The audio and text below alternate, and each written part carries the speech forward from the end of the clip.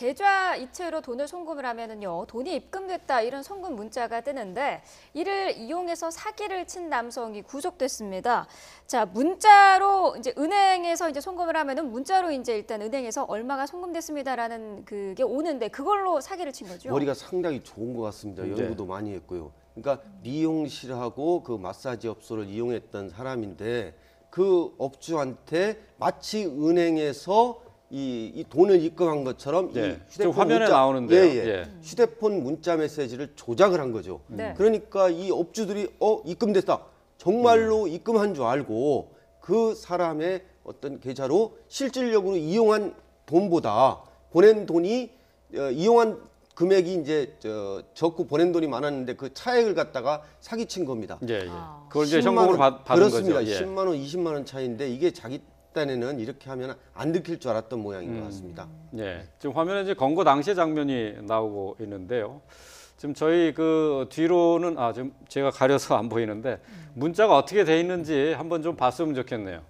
자, 화면으로 나옵니다. 자, 웹 발신이라고 해서 이제 은행 이름이 나오고 입금된 액수가 저렇게 나오거든요. 저거를 그 은행에서 보낸 게 아니라 저걸 만들어서 보낸 거잖아요. 그러니까 이 피해자는 그 소위 대포폰이 있잖아요. 다른 사람 명의 핸드폰을 이용해서 저 내용을 조작해서 보낸 건데 우리가 사실 은행에서 보낼 때는 저렇게 010 땡땡땡 이렇게 오지 화면 않거든요. 위에 보면은 발신자 번호가 있습니다. 보통은 뭐 02 해서 은행 대표 전화번호가 찍혀 있게 되는데 이것은 010 이렇게 찍혀 있는 거에 의심을 품을 수도 있는데 아마도 손님한테 친절해야 되고 또 바쁘게 이제 급작스럽게 이렇게 확인하는 과정에서 그것까지는 미처 발견하지 못했던 것으로 보이고요.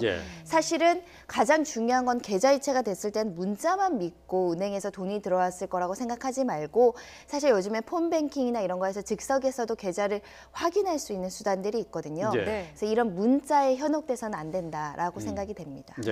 근데 그 업주 입장에서는 그 문자를 보여주고 내가 보냈어요라는 거를 이제 보여주면 또 바쁘기 때문에 그냥 믿고 그 잔금을 줄 수도 있을 것 같거든요. 저라도 확 믿을 것 같아요. 왜냐하면 은행 있지 않습니까? 은행이 있고 그 다음에 계좌번호가 있고 입금액이 있어요. 그러니까 정말 저 계좌가 정말로 은행에서 보냈는지 안 보냈는지는 확인이 안 가는 거죠. 아마 저 사람도 저러한 사기를 하기 전에 한번 당했거나 또는 한번 해봤더니 성공해가지고 이걸 계속하면은 내가 돈을 벌 수 있겠구나 이렇게 생각한 것 같습니다. 그리고 이 피해자가 좀 전략적인 게 업소 잘 속아 넘어갈 수 있고 만약에 발각되더라도 본인한테 신변의 위협이나 체포 위험이 적어야 되지 않습니까?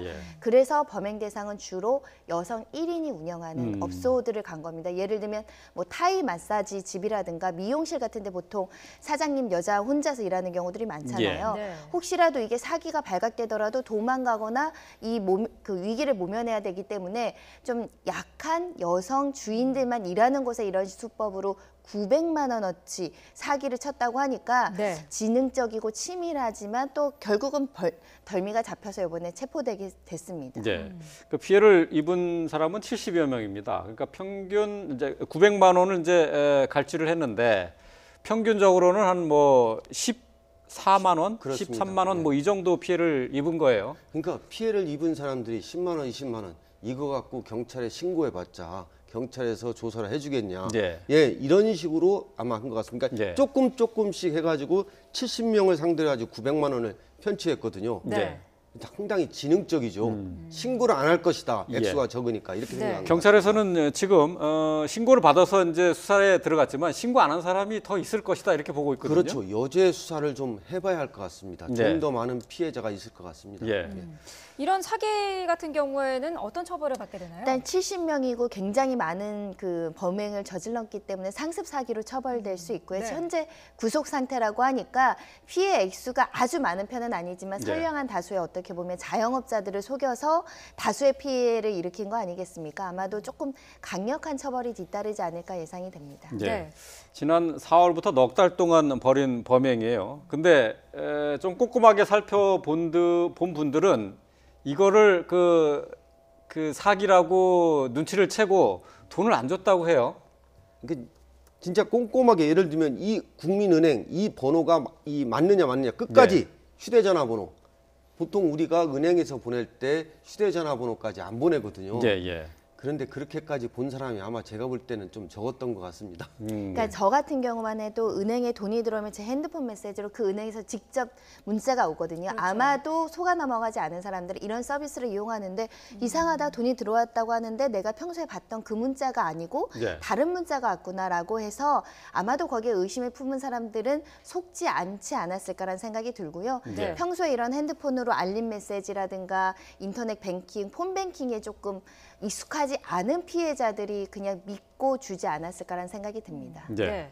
자, 비슷한 사기를 당하지 않기 위해서 저희가 이제 이 뉴스를 이제 좀 집중적으로 살펴보고 있는 건데 말씀하신 것처럼 평소에 이제 그 문자 메시지를 받을 때 그 발신자 번호도 좀 확인을 해봐야 되겠네요. 근데 그게 잘 안 되거든요. 그래서 예. 제가 볼 때는 근본적으로 막으려면은 금융기관에서 좀 이런 거를 좀 돈을 예를 들면은 홍보를 좀 많이 해야 한다고 생각합니다. 예, 예. 입금이 되면은 거기에 대해서 뭐 어떤 은행의 어떤 이런 번호라든가 고유번호라든가 이런 게 있다. 좀 개편을 해야지 자꾸 사기범들은 연구를 많이 하거든요. 그리고 예. 그런 허점을 노리거든요. 그래서 이건 금융기관에서 좀 제도적으로 좀 개선해야 된다 이렇게 생각합니다. 네. 금융기관에서도 좀 개선 방안을 좀 모색을 해야 되겠고 일반 소비자들도 좀 꼼꼼하게 좀 살펴보셔야 되겠습니다. 네.